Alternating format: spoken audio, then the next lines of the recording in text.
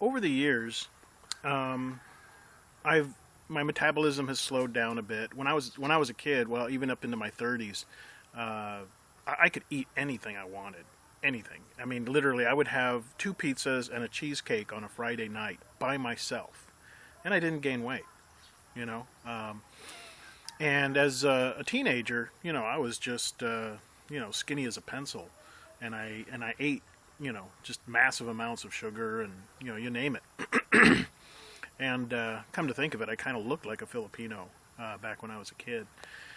And in fact, a lot of people here start speaking to me in Tagalog, assuming that I'm Filipino. Eventually, I'll learn the language. I'm trying to, making a little progress.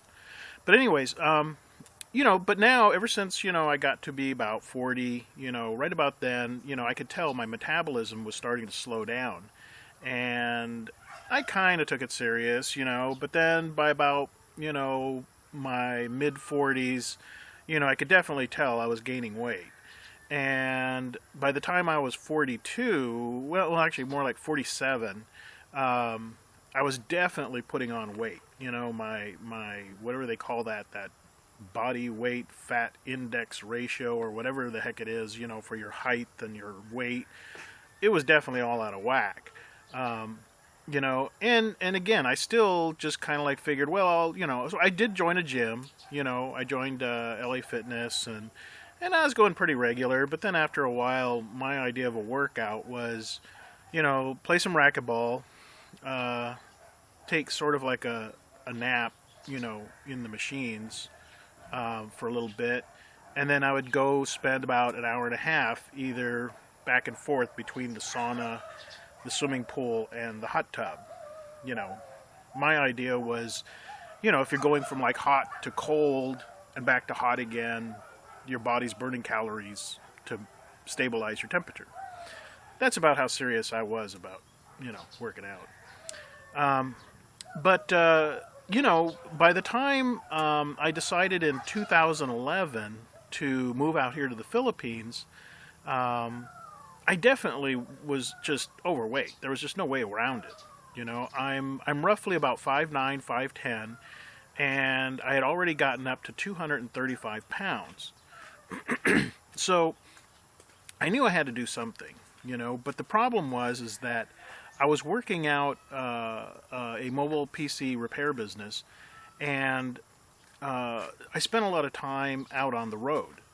And even though I tried, getting salads over at Carl's Jr., McDonald's. Well, I don't go to McDonald's, but trying to get salads and even getting the salad wrap burger and all that kind of stuff. I just didn't do it often enough, and I wasn't getting any exercise. And with all of the fast food that I was eating, on the road, I just kept gaining weight. Every month, I was literally gaining weight and getting heavier and heavier. So, by the time 2011 rolled around and I wanted to move to the Philippines, I knew I needed to lose weight. And I just knew I wasn't doing it in the States. I wasn't doing the exercise. I did do juicing. That helped a little. I started juicing vegetables and fruits, and I lost about, in 2 months, I think I lost maybe 8-9 pounds, roughly about there, which was an improvement. But then I got kind of, lazy about it, and what I did was, because I was doing nothing but juicing and stir fry. That's all I was doing. Very lean bits of chicken in the stir fry, and I stopped eating out. But and also I quit sodas about maybe 2 years ago, 3 years ago, and but I just wasn't losing weight, and so I got kind of lazy with the juicing, and pretty soon I was just mixing up fruit juices, and those are like just laden down with sugar. When you're mixing up watermelon and strawberries, and then maybe throwing in a piece of celery, that's just way too much sugar. So anyways, as I prepared, to come to the Philippines, I told myself, I'm just going to make a break. I'm going to completely with change of geography, I am going to just mentally take a whole new look at my eating habits. I knew that a lot of the foods I was used to eating would not be readily available here. You can still get them, they're imported, or you just pay a little more at the fast food places. But I didn't want to do that. I wanted to really make a change in not just my diet, but in my exercise, because I really knew I just needed to lose weight, and I really believed that once I moved here, I could do that. So in July of 2012, I got off the plane here in Cebu and was just tipping just a little over 235. I was right about 238. And there was no way around it. I just knew I was just way too heavy. I was like, I couldn't even breathe when I would tie my shoes. It's like I had to hold my breath, and then I'd sit back up, and I was like kind of dizzy, and I was like, whoa, now I got to go tie the other shoe. That's how bad it was. And so I did make some changes. I looked at the kind of food that's available here. I went to the marketplace out in Lapu-Lapu, got myself a blender, started whipping up vegetable, smoothies. I would still get the pineapple. I'd throw in some pineapple, but I was putting in a lot of the green veggies, and sticking to that. Also, one of the other changes I made here that resulted in weight loss was I ate a lot of lean meat. Out here, especially when you're in the city, you can find out on the roadside, and I'm a big street food guy. I've always been that way. I'd go to Los Angeles, specifically to the garment district, just for the street food. And, but here, you can get out on the street, you can get barbecued chicken, barbecued pork,